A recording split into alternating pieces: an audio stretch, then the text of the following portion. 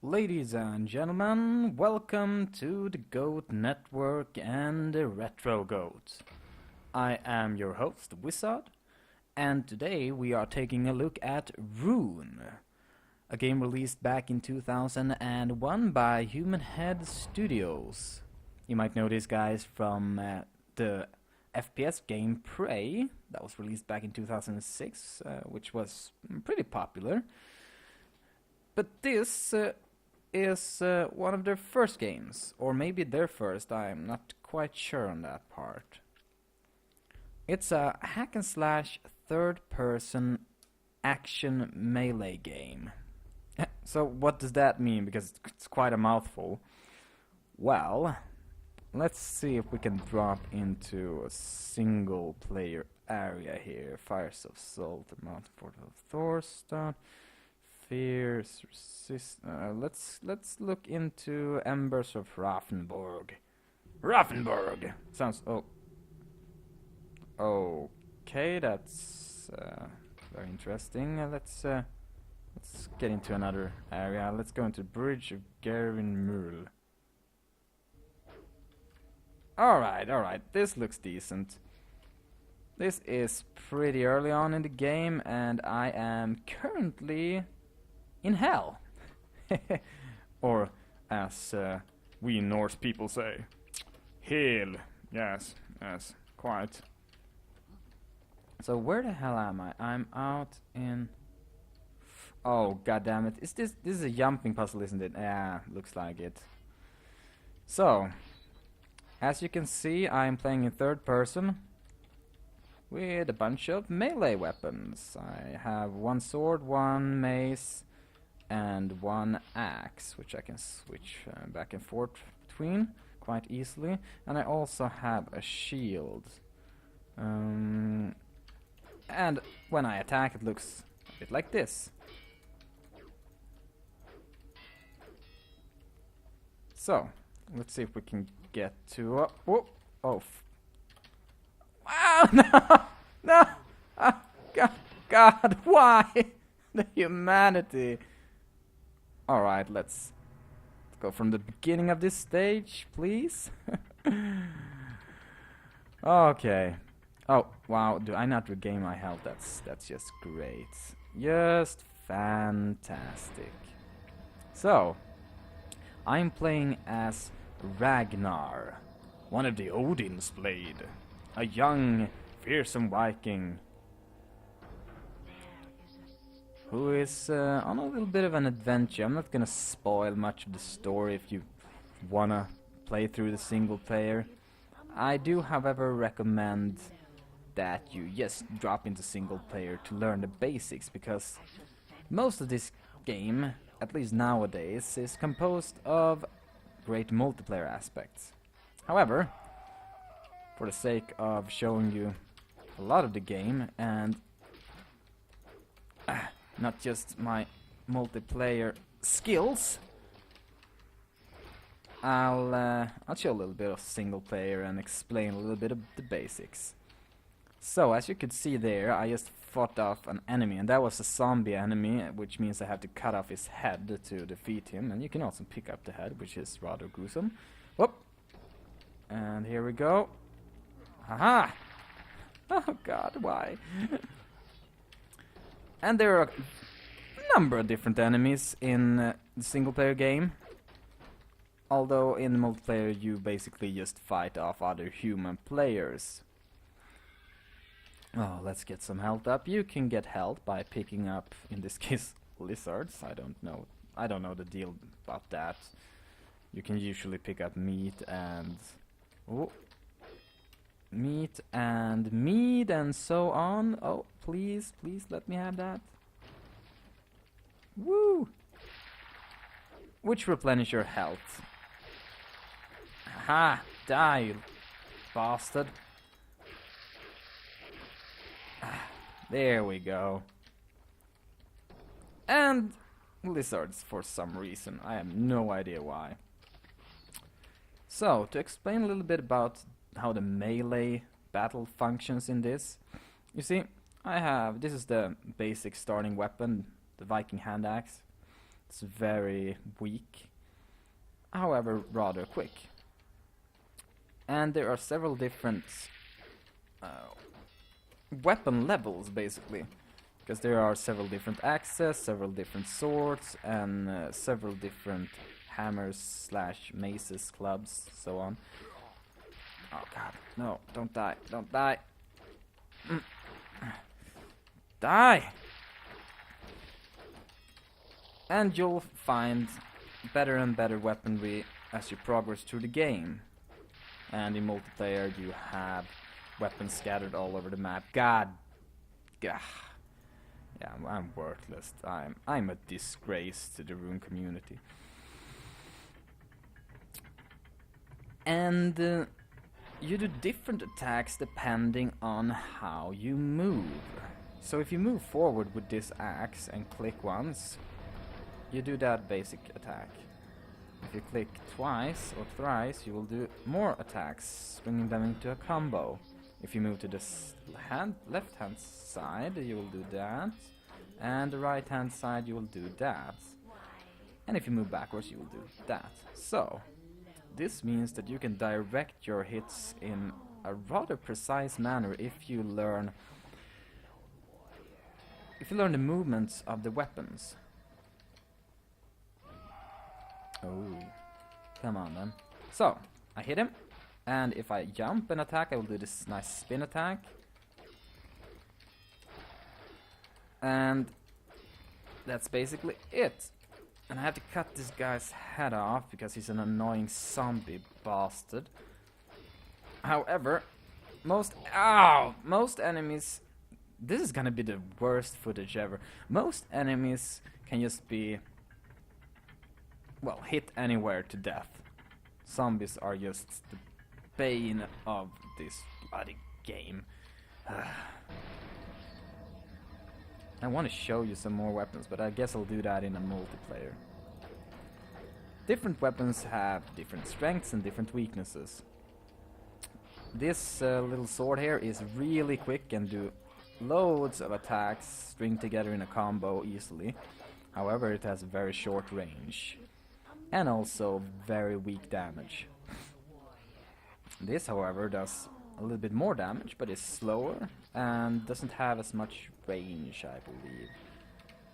And with a club, of course, you can't cut off someone's head or arm or whatever you're trying to do, which you can do, and then pick them up and hit them with it. Which is very hilarious in some... God, wow. Which is very hilarious in some situations. You know what? I'm just gonna cheat here a little bit. I think that's yes. There we go. God mode on. Thank you. Just because I don't have any health for some reason, and I want to show you guys more of the game than this stupid bit. Ghost. And ghost. There we go. Oh no, walk. There we go. Yeah, it has a fully functional console, like the old times when you actually could do something about your bloody games, instead of just go with what the sodding developers give you. You can actually modify this game, you can do stuff with it, and there are several different mods out there as well for multiplayer. Oh right, I'm invincible. I forgot about that. Is this open? Hello?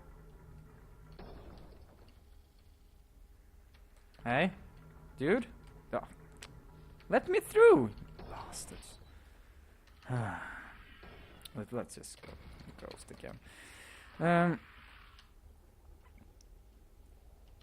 And it actually has a rather thriving multiplayer community still, and it was released to Steam not that long ago.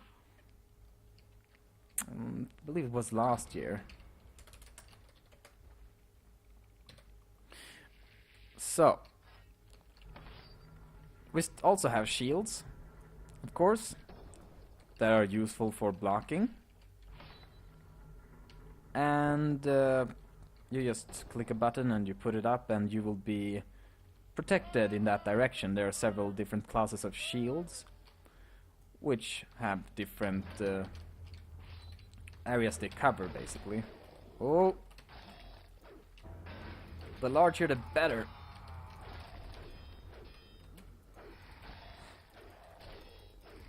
We also have something called Rune power, which is this. And that's magic, and it's connected with whatever weapon you're using. This weapon grants me invisibility, which means that these enemies will not notice me even if I hit them, which is very useful. However, most multiplayer games here, they have disabled the runes because they are pretty damn overpowered and also very silly. One of the swords, for example, can create a sort of mini, like, lightning ball, which ooh, oh, can I go down there and hello there, little goblin. Yes. So, very nice to join us. Well, there we go. Ooh, whoops. Oh my. Goblin steak. Easy as goblin pie. Come on. Why aren't you dead yet? Die.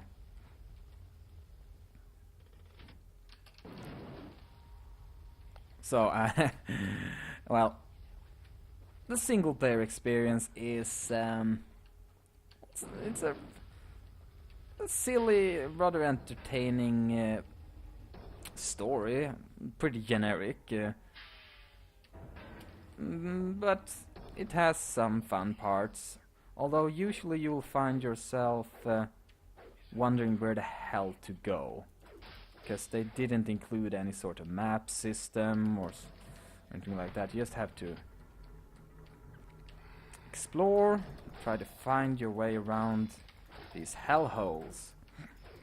You'll be traveling through a number of different sort of maps. This is hell, as I said, but you'll also be up in the, like Midgard, in the normal world, in snowy landscapes and in towns and a little bit different locales, all built on Norse mythology, which is pretty neat. I think there should be more games based around Norse mythology and Vikings. I don't know why that hasn't happened yet. So, people, make it happen. Anyways, I think you've seen quite enough of single player. Sorry I couldn't find any more exciting bits. Let's drop into multiplayer instead. So here we go, player. I'm not going to be named that. I'm going to be named Enclave Wizard because that's my usual gaming name in this game. I actually played this in multiplayer and in clans for several years back in the day. And the community isn't very big. I mean, it's a game from 2001, what do you expect? However, there always seem to be a couple of servers up and a couple of players in. Although you will find that these players have played this game to death. They know every little inch of it. And of course there are a couple of Russians that just got the game released yesterday or something, who will be in there annoying the hell out of you because they don't know what they're doing, and neither do you, because you can't really understand what they're thinking. Which is a large factor in this game. You have to understand your enemy, you have to understand how they move and why they move that way, what weapons they're using, and how to counter that. It's just downloading the map and different server files right now. And players in this game, in this community, have actually developed several different like weapon techniques, because you can string weapon attacks together. Oh, nice. You can string weapon attacks together in random patterns and in the preset patterns like this, of course. And you can also combine them yourself a little bit. Oh, let's see if I can find a proper weapon to show this off. Because you can do that, and you can do that, and then keep on attacking. Looks like we have a team deathmatch here. And as you can see, we move around very much, because if you don't move, you're dead. It's really as easy as that. Oh, God. And my shield will block his attacks a little bit from on the left side, but if he hits... Oof, God. If he hits any other part of my body, I'm down, basically. This is just a silly, fun server. And there's a couple of things to play around with. And I don't see any actual two-handed weapons, and usually people just use the two-handed weapons if they can, because they are just so much better than these one-handed weapons. You only use one-handed weapons when you really have to. Oh God. When you really have to. Like when you can't actually get to any two-handed weapon spawns because they're camped by enemies or whatever. There might not be any on the map. Super Mario now. Let's head into the other server that's Hildir only. Because I know that's a very decent map. This is a normal map. So, here we go. This is the top tier axe, which is called the Dwarven Battle Axe. DBA, that's what it's called in short. You can also throw weapons like that, and here's a good sword. So, we were talking about techniques, right? Well, I just got horribly murdered. But on all weapons you can do a spin. You can do that by jumping and clicking when you're in the highest part of the jump, basically. And then you just want to calculate the movement of the axe and how far it reaches, to try and get your enemies within that proximal zone. There we go. Goodbye. Let's see if we can find some battle here. And you can basically spin with every weapon. We can try this normal axe here.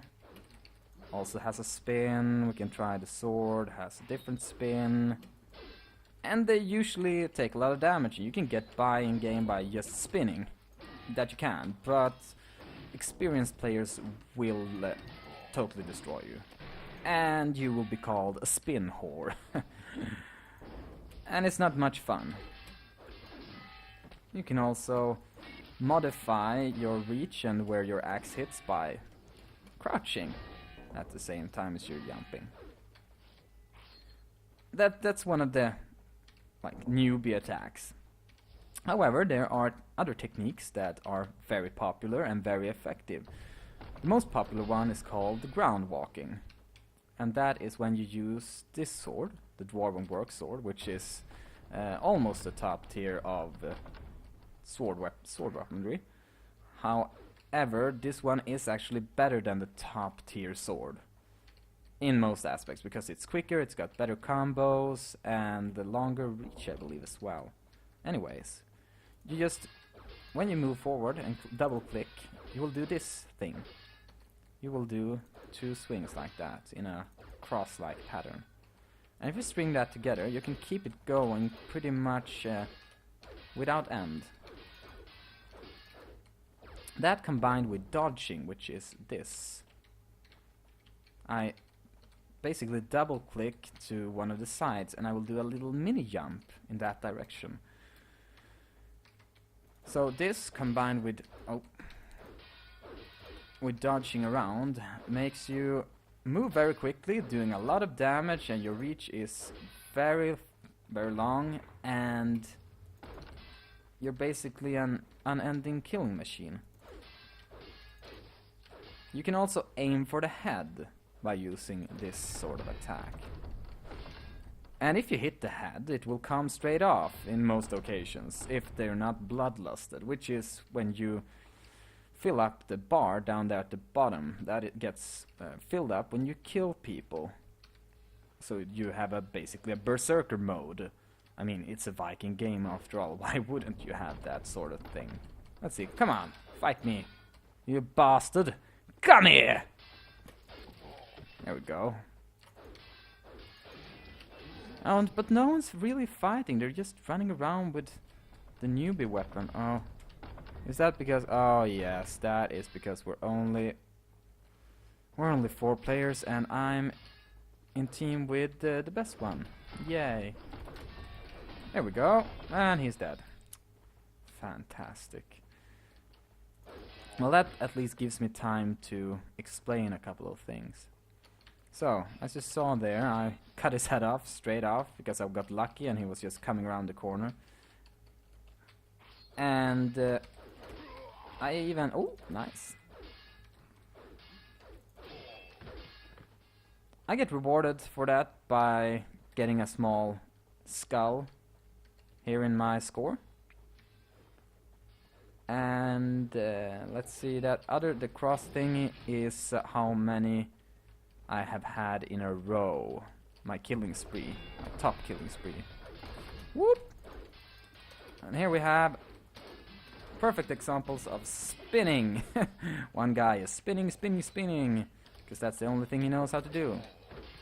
And I just put him down. Come here! Hello! Hee-hoo! Come here! Hello? Oh, die. There we go. Anyways, this game, to wrap things up, is currently available on Steam for, let's see, it's 9.99 euros, or your regional equivalents of that. And do I think it's a viable game to play today still? Yeah, sure it is. It really is. It's a lot of fun, tons of fun, because there's so much to learn. There's a living community, although it's small, and some people are annoying, of course. There are hundreds, maybe thousands of fan-made maps. Of course, there are fun maps, like the one we saw earlier briefly, and there are this one. It's a basic map, just a couple of very good weapons and a lot of movement space, a lot of levels. And it's a great multiplayer experience. Sadly, there are not many active clans anymore.